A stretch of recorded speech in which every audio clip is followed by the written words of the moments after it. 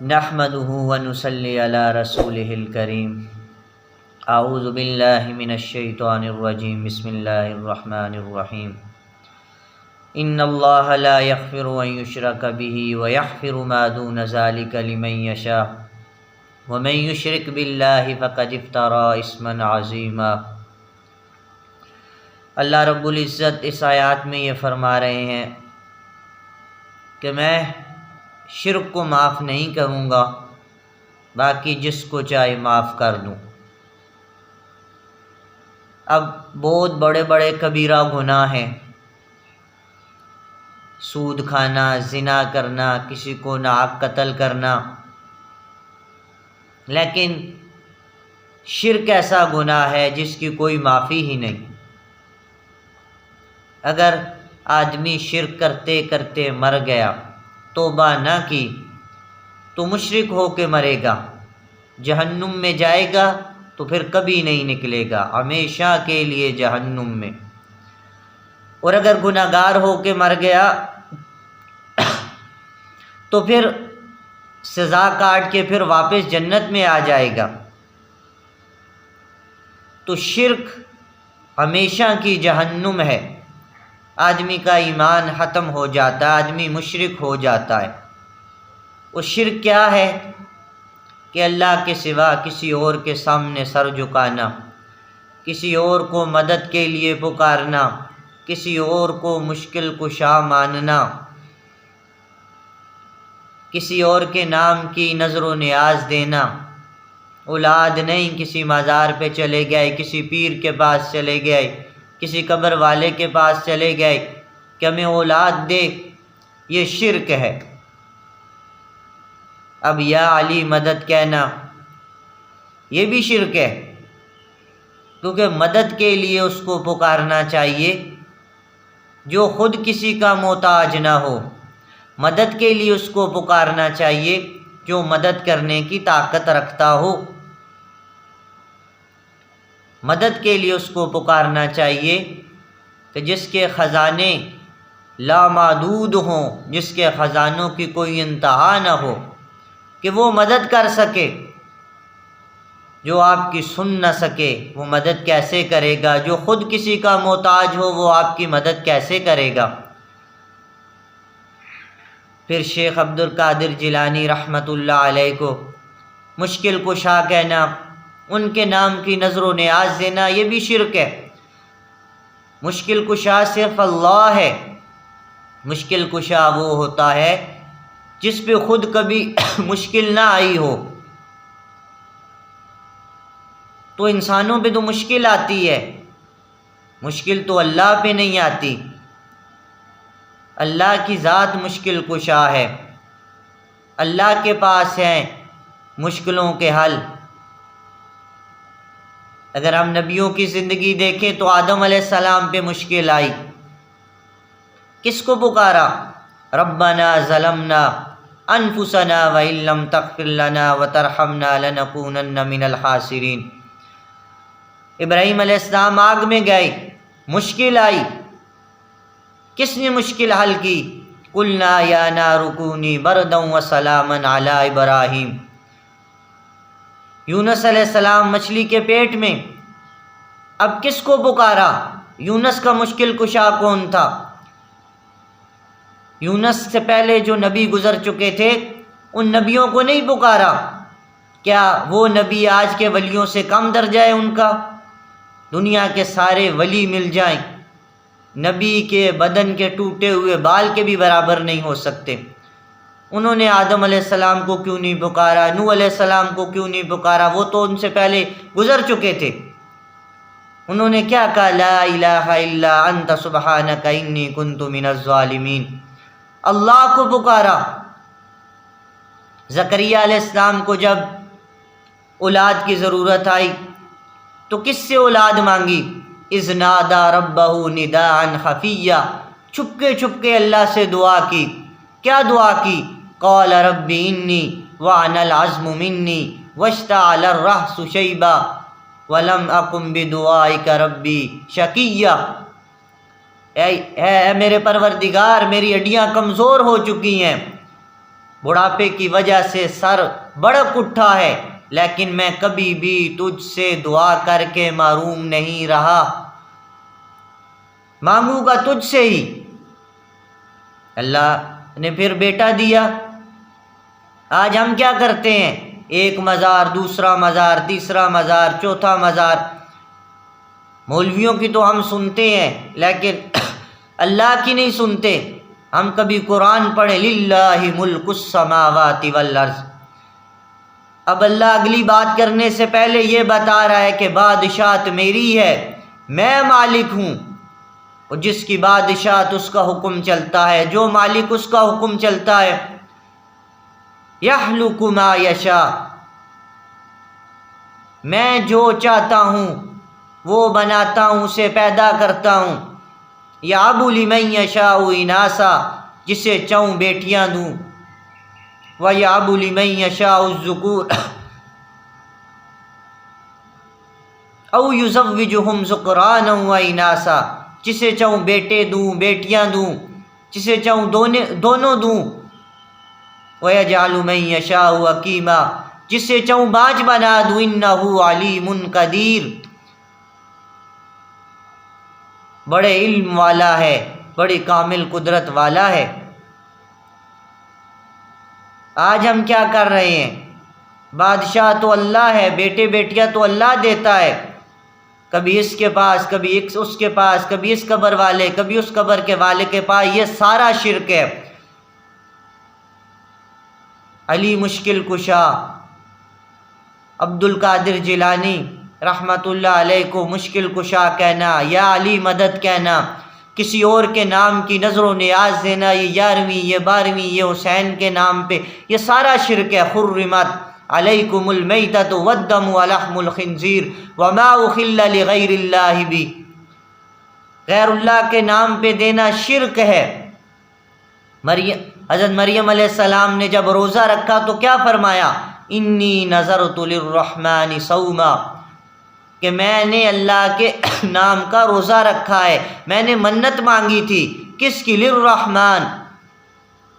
انہوں نے تو کسی نبی کا نام نہیں لیا۔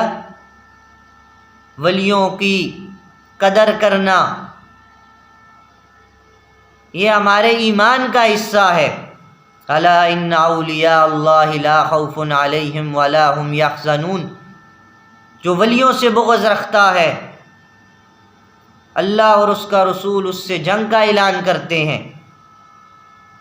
وہ اللہ سے بغض رکھتا ہے جو ولیوں سے بغض رکھتا ہے، مگر ولی مشکل کشا نہیں، حاجت روا نہیں، مدد کرنے والے نہیں، خود اللہ کے محتاج ہیں، اللہ کی مدد کے محتاج ہیں۔ اللہ نے ان کو بنایا، اللہ نے ان کو موت دی، پھر کل اللہ ان کو اٹھائے گا۔ وَلَقَدْ خَلَقْنَا الْإِنسَانَ مِنْ سُلَالَةٍ مِّن طِينٍ ثُمَّ جَعَلْنَاهُ نُطْفَةً فِي قَرَارٍ مَّكِينٍ ثُمَّ خَلَقْنَا النُّطْفَةَ عَلَقَةً فَخَلَقْنَا الْعَلَقَةَ مُضْغَةً فَخَلَقْنَا الْمُضْغَةَ عِظَامًا فَكَسَوْنَا الْعِظَامَ لَحْمًا ثُمَّ أَنشَأْنَاهُ خَلْقًا آخَرَ فَتَبَارَكَ اللَّهُ أَحْسَنُ الْخَالِقِينَ۔ یہ ہے ہر انسان کی پیدائش۔ تو ولی، پیر، فقیر یہ اللہ کے محتاج ہیں، کوئی کسی کی مدد نہیں کر سکتا۔ اللہ ہے مدد کرنے والا، وہ ہے قائم دائم، زندہ اور ہمیشہ سے زندہ، وہ ہے اول آخر ظاہر باطن۔ قل اللہم مالک الملک تؤتی الملک من تشاء وتنزع الملک ممن تشاء وتعز من تشاء وتذل من تشاء۔ عزت ذلت اس کے ہاتھ میں، تخت پہ بٹھانا، تخت سے گرانا اس کے ہاتھ میں۔ اور پھر دوسری جگہ فرمایا قل ارأیتم ان جعل اللہ علیکم اللیل سرمدا الی یوم القیامہ من الہ غیر اللہ، اگر میں قیامت تک رات ہی رات کر دوں کون ہے جو دن لا سکے؟ قل ارأیتم ان جعل اللہ علیکم النہار سرمدا الی یوم القیامہ من الہ غیر اللہ، قیامت تک میں دن ہی دن کر دوں کون ہے جو رات لا سکے؟ یہ سارے محتاج ہیں، اور غیب کا علم بھی کسی کے پاس نہیں۔ قل لا یعلم من فی السماوات والارض الغیب الا اللہ، جب اللہ خود یہ فرما رہے ہیں کہ غیب کا علم اللہ کے سوا کسی کے پاس نہیں، تو نبی ہوں، ولی ہوں، فقیر ہوں، پیر ہوں، یہ سارے اللہ کے محتاج ہیں، یہ ایک ذرہ بھی کسی کو نہیں دے سکتے۔ قبروں پہ جا کے مانگنا، ان کے سامنے دعا کرنا اور پھر یہ کہنا مانگ دے گا تو اللہ، جب اللہ دے گا تو پھر اللہ ہر جگہ موجود ہے، اس کے لیے قبر پہ جانے کی ضرورت نہیں، اس کے لیے مزار پہ جانے کی ضرورت نہیں، کسی پیر اور فقیر کے قدموں میں جانے کی ضرورت نہیں، اللہ ہر جگہ موجود ہے، وہاں اللہ سے جا کے مانگتے ہو، یہاں اللہ سے مانگو۔ قبر والے کو وسیلہ بنا رہے ہیں، جب وہ ہماری شاہ رگ سے بھی زیادہ قریب ہے، جب وہ خود کہتا ہے مجھے پکارو میں سنتا ہوں، پھر ہم کہتے ہیں ہماری سنتا نہیں، ان کی موڑتا نہیں۔ کب یہ کہاں لکھا ہے کہ وہ کس کی نہیں سنتا؟ وہ ہر ایک کی سنتا ہے، تو وہ ہر ایک کی سنتا ہے۔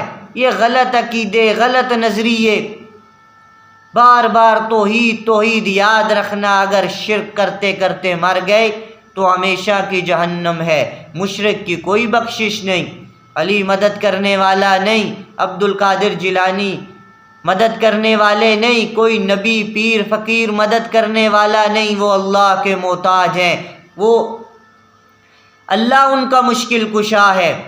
وہ تو خود نماز پڑھ کے اللہ سے مانگا کرتے تھے کہ یا اللہ رحم کر، یا اللہ مدد کر، یا اللہ ہماری بخشش کر، وہ خود اللہ سے مانگتے تھے، اور ہم کیا کر رہے ہیں؟ ہم ان سے مانگ رہے ہیں۔